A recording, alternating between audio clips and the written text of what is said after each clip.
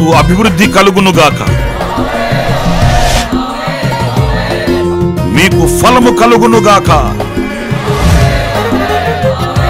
మీకు వెలుగు కలుగుగాక, మీకు స్వస్థత కలుగునుగాక, మీకు రక్షణ కలుగునుగాక, మీకు నెమ్మది కలుగునుగాక, మీకు క్షేమము కలుగునుగాక, కృప మీకు కలుగునుగాక.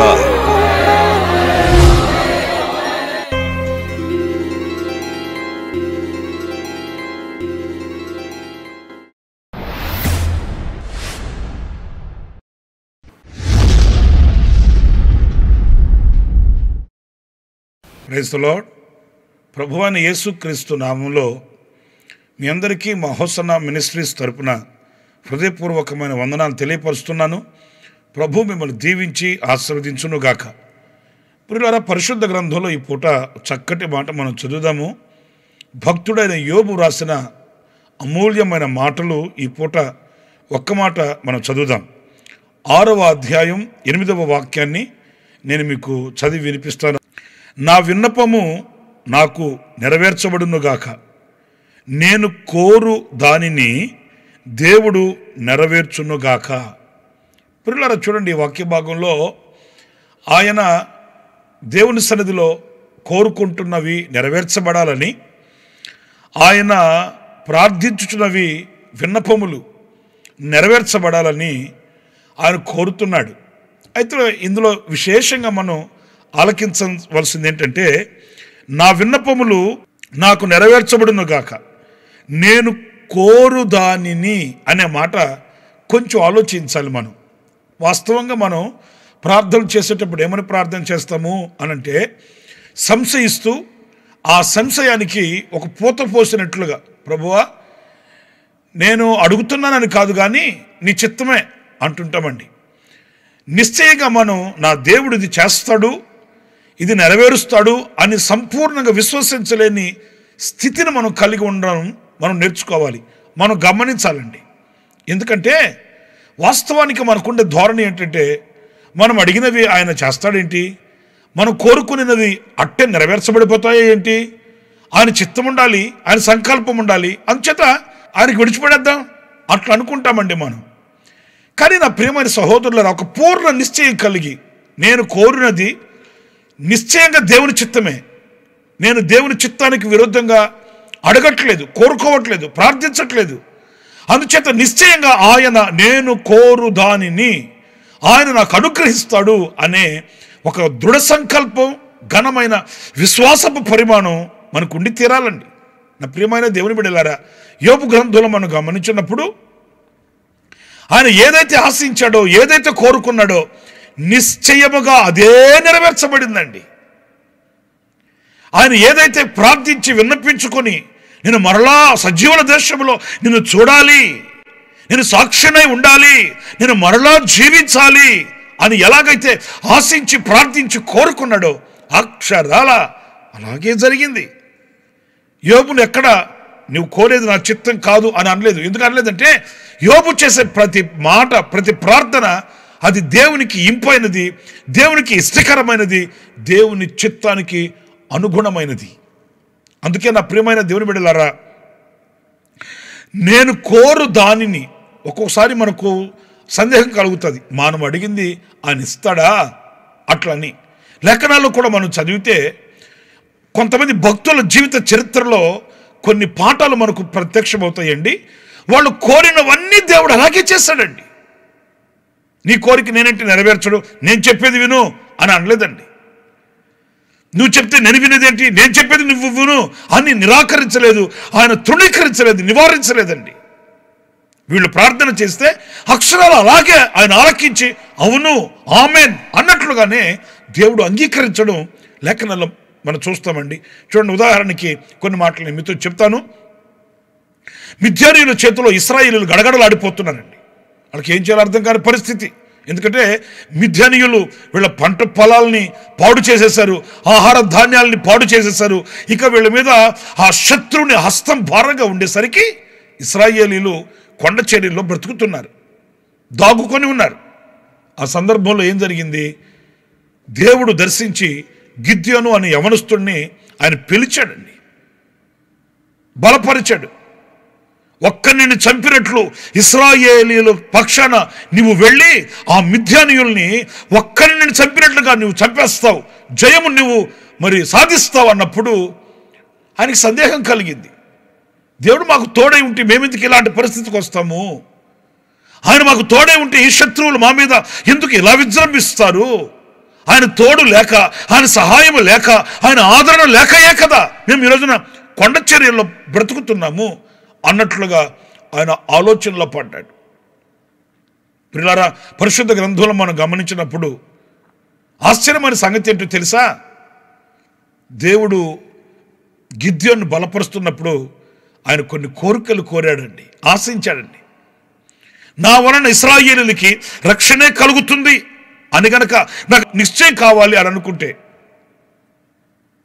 నేను అడిగేవి కొన్ని మీరు చేయాలన్నాడు. మీరు చూడండి, న్యాయాధిపతుల గ్రంథం 6వ అధ్యాయం 36వ వాక్యం దగ్గర నుంచి ఈ మాటలు మనకు కనిపిస్తాయండి. ఈయన ఏమని కోరాడో తెలుసండి? దేవదూతని, ఆ దేవుని. చూడండి, లేఖనాలు నేను చదువుతాను. 36వ వాక్యం. అప్పుడు గిద్యోను, నీవు సెలవిచ్చినట్లు నా చేత ఇశ్రాయేలీయులను రక్షింపనుద్దేశించిన ఎడల నేను కళ్ళమున గొర్రెబొచ్చు ఉంచిన తరువాత నేల అంతయు ఆరియుండగా ఆ గొర్రెబొచ్చు మీద మాత్రమే మంచు పడునేడల నీవు సెలవిచ్చినట్లు ఇశ్రాయేలీయులను నా మూలముగా రక్షించదవని నేను నిశ్చయించుకొందునని దేవునితో అనెను. చూసారండి, నేలంతయు పొడిగా ఉండాలంట, ఆరి ఉండాలంట. ఈ గొర్రె బొచ్చు మీద మాత్రమే మంచు పడి ఆ గొర్రె బొచ్చు తడవాలంటండి. వాస్తవంగా దేవుడేమనాలి? నీవు అవిశ్వాసగా మాట్లాడుతున్నావు, నీ అవిశ్వాసపు నోళ్ళు మూయబడును గాక, నీవు అవిశ్వాసము కనుక నీ వలన నేను జయం రానివ్వను, నువ్వు పనికిరావు అని తోసివేయాలండి. కానీ అలా లేదు చరిత్ర. ఈయన అలా అడిగాడు. నేల అంతా పొడిగా ఉండాలండి, నేల ఎక్కడ తడవకూడదండి, ఈ గొర్రె బొచ్చు మాత్రమే తడవాలండి, మంచు కురవాలండి, నాకు సూచన కనపరచమన్నాడు. ప్రియులారా, లేఖనాల్లో మనం ఆ తర్వాత చదువుకుంటూ వస్తే అలాగుననే జరిగిందండి. ఉదయాన్నే లేచి చూస్తే గిద్యోను ఆ గొర్రె బొచ్చు మాత్రమే తడిచి ఉంది, మిగతా మొత్తం పొడిగానే ఉందండి. ఆశ్చర్యం అండి. నేను కోరిన దానిని ఆయన చేస్తాడు, నిజమే. ఆనాడు గిద్యోనికి చేసిన దేవుడు మనకెందుకు చేయడు? ఆనాడు గిద్యోను ఆశను నెరవేర్చిన దేవుడు మన ఆశను ఎందుకు నెరవేర్చడు? ఆనాడు గిద్యోను పక్షాన నిలిచి ఇదిగో నేను కార్యములను నెరవేరుస్తున్నాను అని చెప్పిన దేవుడు మనకెందుకు కార్యాలు నెరవేర్చడు? నిశ్చయముగా నెరవేరుస్తాడు. అంతటితో ముగించబడిందా ఈ చరిత్ర? లేదండి. ఆ తర్వాత మనం చూస్తే ఉదయాన్నే లేచి చూచాడు, ఆయనకి సమ్మతి అనిపించింది, కన్ఫర్మ్ చేసుకున్నాడు. అంతటితో ఊరుకున్నాడా? ఇప్పుడు మరలా ఏమంటాడంటే, ప్రభువా నేను సాహసించి ఇంకొక మాట అడుగుతున్నాను. చూడండి ఆ మాటను కూడాను. 39వ వాక్యం అండి. అప్పుడు గిద్యోను, నీ కోపము నా మీద మండనీయకము, ఇంకొక్క మారే ఆ బొచ్చు చేత శోధింప సెలవిమ్ము. నేల అంతటి మీద మంచు పడి ఉండగా ఆ బొచ్చు మాత్రమే పొడిగా ఉండనిమ్మని దేవునితో అనగా. చూడండి, ఇప్పుడు మరలా మొత్తం రివర్స్ చేశాడు, కథ అంతా రివర్స్ చేశాడు. మొదటేమో బొచ్చు మాత్రమే తడవాలి, గొర్రె బొచ్చు మాత్రమే తడవాలి, అంతా ఆరిన నేలగా ఉండాలి. ఇప్పుడేమంటాడంటే ఆ ఆరిన నేల అంతా తడవాలి, గొర్రె బొచ్చు మాత్రమే ఆరి ఉండాలి. ఇదొక్కసారి నాకు ఈ యొక్క సూచన కనపరచమన్నప్పుడు వాస్తవంగా దేవుడు అక్కడి నుంచి దాటి వెళ్ళిపోవాలండి. నన్నే నమ్మలేనివాడి చేత నేను అద్భుతాలు ఏం చేయిస్తాను? నా మీద విశ్వాసం లేని వ్యక్తికి ఇంత శక్తిని నేను ఎలా ఇవ్వాలి? నన్నే గుర్తించలేని గుడ్డివాడికి నేను ఇంత ప్రభావ మహిమలను ఎందుకు ప్రసాదించాలి అని ఆయన దాటుకు వెళ్ళిపోవాలి. మరెవరైనా యోగ్యులైన వాళ్ళు, శక్తివంతులైన వాళ్ళు, బలము కలిగిన వాళ్ళు ఎవరైనా ఉంటే వాళ్ళకి అప్పగించాలి ఆ పరిచర్యని. కానీ మన దేవుడు ఎవరో తెలుసండి, మనం కోరు దానిని చేసేది దేవుడు అండి. ఆయన నెరవేరుస్తాడు, చేస్తాడు. ఆయన గిద్యోను అమాయకంగా మరలా రెండవసారి అడిగినప్పుడు ఆయన ఏమి కోపించలేదు. అలాగే నువ్వు కోరినట్లే. నా ప్రియమైన దేవుని బిడ్డలారా, మనం ఆరాధించే దేవుడు ఎంత దయగలిగిన వాడు, ఎంత కనికరం కటాక్షం కలిగిన వాడు, ఎంత వాత్సల్యం కలిగిన వాడు, ఎంత సాత్వికుడో. ఈ గిద్యోను అడిగితే ఆయన అన్నాడు అలాగే. ఉదయాన్నే చూస్తే ఏదైతే గిద్యోను కోరుకున్నాడో అలాగే నెరవేర్చబడిందండి. నా ప్రియమైన దేవుని బిడ్డలారా, మన ప్రభు ఎవరు అంటే నిన్న నేడు నిరంతరం, నిన్న నేడు నిరంతరం, నిరంతరం ఆయన ఏకరీతిగా ఉన్నవాడండి. అప్పుడు చేశాడు, ఇప్పుడు చేయడు కాదు.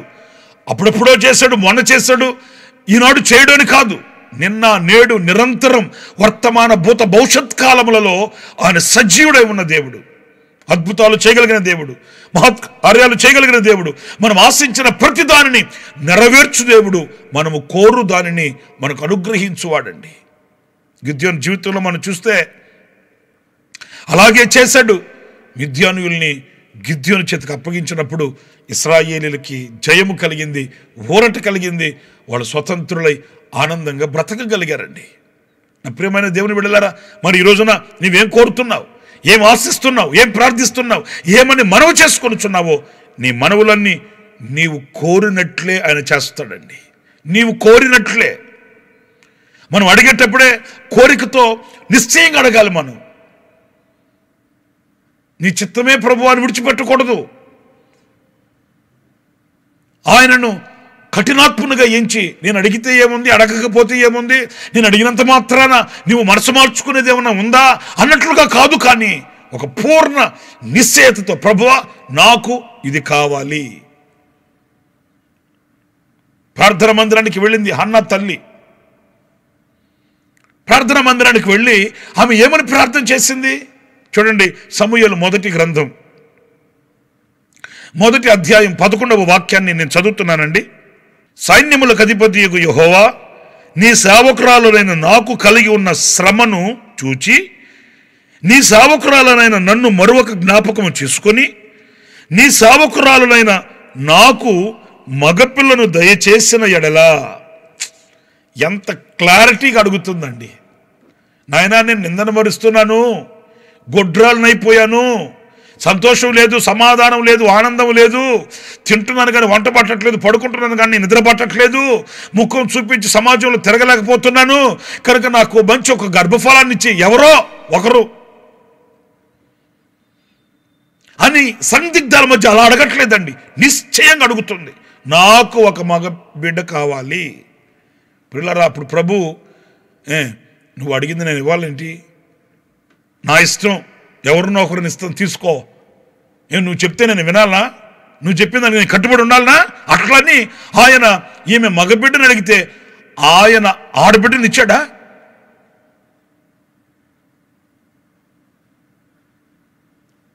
వాళ్ళిద్దరి మధ్యలో ఇగో ఫీలింగ్ ఏమైనా వచ్చిందా? నేను శక్తి కలిగిన దేవుణ్ణి, నేను చెప్పింది నువ్వు చేయాలి, అంతేగాని నువ్వు చెప్పింది నేను చేయడం ఏంటి అని ఆయన అనుకున్నాడా? మా దగ్గర ఒక ఆయన ఉన్నాడు, ఒక దైవజనుడు. ఆయన రోషం కలిగిన వాళ్ళలాగా, పౌరుషం కలిగిన వాళ్ళలాగా ఇట్లా చేయాలి అట్లా చేయాలి అనుకుంటుంటాడు. విచిత్రమైన సంగతి ఏంటంటే మనము ఏది చెప్తే దానికి రివర్స్ చేస్తాడండి. ఏమండి పాస్టర్ గారండి ఇలా చేయకూడదండి అన్నాం అనుకోండి, అక్షరాలు దాన్ని చేసి చూపిస్తాడండి. అంటే ఆయన తత్వం అది, ఆయన తత్వం. ఈ ప్రాంతంలో మీటింగ్ వద్దండి అన్నాం అనుకోండి, అట్లాగే అంటాడండి. ఆ తర్వాత చూస్తే నిశ్చయంగా అదే ప్రాంతంలో మీటింగ్ పెట్టేసి వస్తాడండి. అంటే వాళ్ళ తత్వం అలా ఉంటుంది. కానీ అది దైవ సంబంధమైన ఆలోచన, దైవ సంబంధమైన తత్వం కాదండి. ఆమె అడిగింది ఆయన్ని, ఆయన నిశ్చయంగా అలాగే లేఖనాలు మనం చదివితే ఆమె మగబిడ్డను అడిగింది, ఆయన కూడా మగబిడ్డనే ఇచ్చాడండి. ఆమె కోరిన దానిని అలాగే చేశాడండి. ఆమె ఏదైతే అడిగిందో అది అలాగే నెరవేర్చాడండి. మన ప్రభు అయిన యేసుక్రీస్తు ఎవరంటే మన మనవులను అంగీకరించువాడు. మనం ఏది కోరుతామో అదే చేస్తాడండి ఆయన అన్నప్పుడు. ఆనాడు గిద్యోను అడిగింది చేశాడు, ఆనాడు తల్లి అయిన హన్నా అడిగింది అలాగే చేశాడు. ఇంకొక మాట కూడా నేను మీతో చెప్తాను. అదేంటంటే ఒకరోజు దైవజనుడైన ఏలియా ఆహాబు దగ్గరికి వెళ్ళి ఇలా అన్నాడండి. చూడండి, ఆ మాట నేను మీతో చెప్తాను. రాజుల మొదటి గ్రంథం 17వ అధ్యాయం 1వ వాక్యము, 2వ వాక్యం, 3వ వాక్యం. ఈ 3 వాక్యాలు నేను చదువుతున్నాను, జాగ్రత్తగా వినండి. అంతటా గిలాదు కాపురస్తుల సంబంధియగు హిప్షీయుడైన ఏలియా ఆహాబు నొద్దకు వచ్చి, ఎవని సన్నిధిని నేను నిలబడి ఉన్నానో ఇశ్రాయేలు దేవుడైన ఆ యెహోవా జీవము తోడు నా మాట ప్రకారము కాక ఈ సంవత్సరములలో మంచైనను వర్షమైనను పడదని ప్రకటించెను. పునర ఈ అసంభవమైన కార్యక్రమాలండి, సాధ్యమయ్యాయి కాదు. కానీ ఆ అసాధ్యమైన వాటిల్ని కూడా వాళ్ళు ఎంత దృఢంగా ప్రభు సన్నిధిలో అడిగి వాళ్ళు శాసించారు అనేది ఇప్పటికీ మనకు ఆశ్చర్యం కలుగుతుందండి. ఎందుకంటే ఇది సాదాసీద కార్యక్రమం ఏమీ కాదు. నా మాట కాకుండా మంచైనను వర్షమైనను పడదు అనను సులువండి. కానీ ఆ దైవజనుని హృదయంలో ఉన్న ఆశ ఏంటంటే, విశ్వాసం ఏంటంటే, నేను అడిగిన దానిని, నేను చెప్పిన దానిని ఆయన స్థిరపరుస్తాడు, అంగీకరిస్తాడు, ప్రసాదిస్తాడు. ఆశ్చర్యాన్ని కలిగించే ఒక మాట నేను మీతో చెప్తాను చూడండి. ఈ మొదటి వాక్యంలో ఈ దైవజనుడైన ఏలియా వెళ్ళి ఆ మాట చెప్పాడు, వర్షమైనను మంచైన పడదని. 2వ వాక్యంలోని ఆశ్చర్యం కలిగించే మాట, వెంటనే పిమ్మట యెహోవా వాక్కు అతనికి ప్రత్యక్షమై, ఎవరికి? దైవజనుడైన ఏలియాకి, దైవజనుడా నువ్వు ఇట్లా చెప్పావు కదా, సరే ఇప్పుడు ఇంకోటి ఏం తెలుసా, మరి మంచైన వర్షమైన పడకపోతే నువ్వు ఎలా బ్రతుకుతావు? చూడండి, దేవుడు ఏవా అలా మాట్లాడతావేంటి అంటే, నీ మాట ప్రకారం అన్నీ ఆగిపోవాలన్నా? తల లేకుండా తోక లేకుండా మాట్లాడితేవేంటి నువ్వు? మంచైన వర్షమైన పడదంటే అంత నీ చేతిలో ఉన్నాయా? అట్లాగా నివారించలేదు కదా